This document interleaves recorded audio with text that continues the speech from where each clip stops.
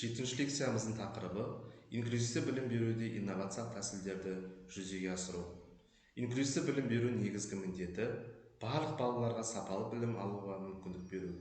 Бұл үшін табысты жүзеге асыру жолдары білім беру ортасын жаңарту, педагогтардың кәсіби құзыреттілігін дамыту, жеке тұлғаға бағытталған тәсілді ендіру және ата-аналармен тығыз ынтымақтастық орнату. Жоспар бойынша келесі мәселелерді қарастырамыз.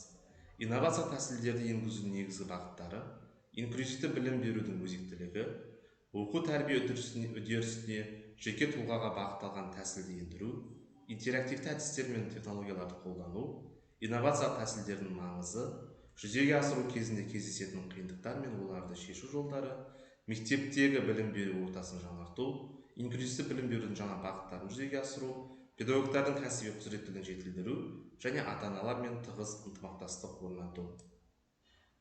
Инновациялық тәсілдердің маңызы: заманауи әдістерді қолдану инклюзивті білім беру сапасын арттырады. Оқушылардың мотивациясын жоғарылататын және танымдық қабілеттерді дамытады. Ерекше қажеттілігі бар балаларды қоғамдық өмірге бейімдейді.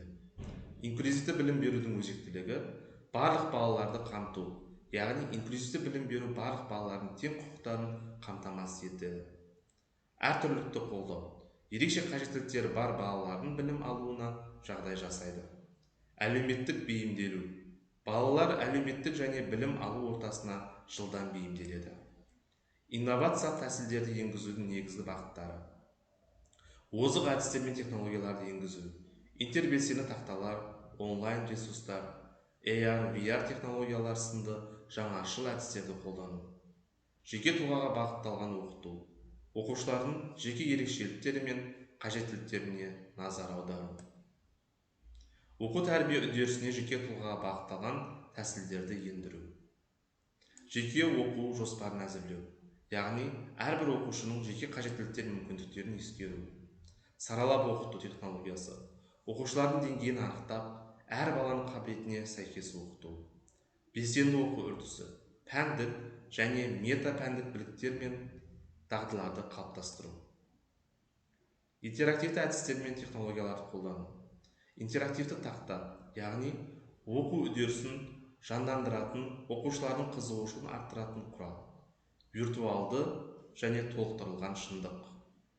Оқушылардың зерттеу, модельдеу және тәжірибе жүргізуіне мүмкіндік береді.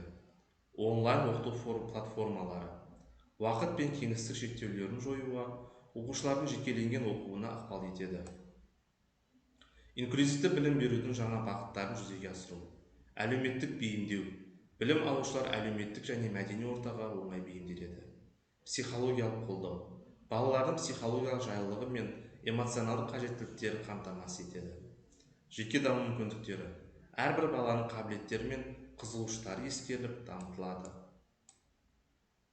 Ата-аналармен тығыз ынтымақтастық орнату. Ашық коммуникация, оқушылардың білім алу үрдісі, жетістіктері мен қажеттіліктері туралы тұрақты пікірлесу. Бірлескен жоспарлау, оқу бағдарламаларын және жеке даму жоспарларын бірге әзірлеу. Қолдау көрсету, өзара түсіністік пен сенім ахуалын қалыптастыру, жан-жақты демеу. Педагогтардың кәсіби құзыреттілігін жетілдіру. Инклюзивті білім беру, педагогтардың теориялық және практикалық білімдерін жетілдіру. Оқыту әдістемесі, саралап оқыту, жеке тұлғаға бағытталған тәсілді меңгеру. Психологиялық даярлық, ерекше қажеттіліктері бар балалармен жұмыс істеу дағдыларын қалыптастыру. Мектептегі білім беру ортасын жаңарту, ресурстық қамтамасыз ету, оқу әдістемелік, техникалық және ақпараттық жабдықтармен қамтамасыз ету. Физикалық ортаны жақсарту, қолжетімділікті, түсініктілікті және көрнекілікті арттыру. Психологиялық қолайлы орта, оқушылар мен педагогтар үшін жайлы психологиялық ахуал қалыптастыру. Қабылдау және қолдау, барлық оқушыларды тең құқылы қабылдау. Әлеуметтік өзара әрекеттесу, топтық жұмыстар, жобалық оқыту. Қоршаған ортаны бейімдеу, мектептерде арнайы жағдай жасау, яғни пандустар, инклюзивті кабинеттер мысал бола алады. Жүзеге асыру кезінде кездесетін қиындықтар мен оларды шешу жолдары. Қаржылық ресурстар тапшылығы, Мемлекет пен қоғамдық ұйымдар тарапынан қосымша қаржыландыру қажет. Педагогтардың дайындық деңгейі, тұрақты біліктілікті арттыру курстары, семинарлар мен тренингтер ұйымдастыру. Мұғалімдердің біліктіліктерін арттыру, тренингтер, семинарлар, инклюзивті білім беру әдістерін меңгеру. Ата-аналармен жұмыс, қолдау көрсету, тәжірибе алмасу. Материалдық техникалық базаны жетілдіру, яғни арнайы құралдар, жабдықтар, мультимедиа кабинеттер. Білім беру бағдарламаларын жаңарту, инклюзивті стандарттарға сәйкестендіру, оқу жоспарларын өзгерістер енгізу. Қорытындылайтын болсақ, инклюзивті білім беру әрбір баланың білім алуға тең құқығын қамтамасыз ететін заманауи білім жүйесінің маңызды бөлігі.